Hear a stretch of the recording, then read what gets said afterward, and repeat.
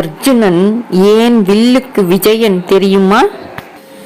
ஒரு நாள் துரோணர் தன் சீடர்களை அழைத்து கொண்டு கானகம் செல்கிறார். அங்கே தன் சீடர்கள் ஒவ்வொருவரையும் அழைத்து, இந்த பறவை தெரிகிறதா? அதன் கண்ணில் சரியாக அம்பு எய்ய வேண்டும் என்கிறார் துரோணர். முதலில் துரியோதனன் முறை. உனக்கு என்ன தெரிகிறது துரியோதனா என்கிறார் துரோணர்.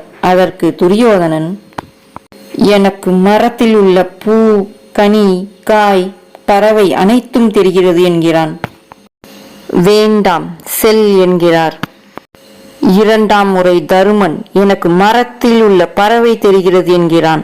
வேண்டாம், செல் என்கிறார் துரோணர். இம்முறை பீமன், குருதேவா, எனக்கு பழங்கள் தெரிகிறது என்கிறான். வேண்டாம், செல் என்கிறார். அர்ஜுனா, உனக்கு என்ன தெரிகிறது? மரம் தெரிகிறதா? இல்லை குருதேவா. பழம் தெரிகிறதா? தெரியவில்லை. பூ தெரிகிறதா? தெரியவில்லை. வேற என்னதான் தெரிகிறது என்கிறார் துரோணர். எனக்கு அந்த பறவையின் கண் மட்டுமே தெரிகிறது குருதேவா என்கிறான் அர்ஜுனன்.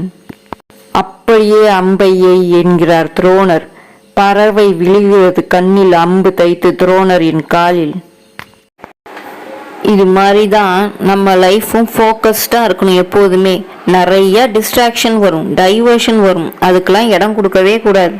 நம்ம சுக்கலா உடஞ்சா கூட மீண்டு எழுந்து வர தைரியம் வேணும், தன்னம்பிக்கை வேணும். விழுவதை விட எழும் வேகம் அதிகமாக இருந்தால் வெற்றி நிச்சயம்.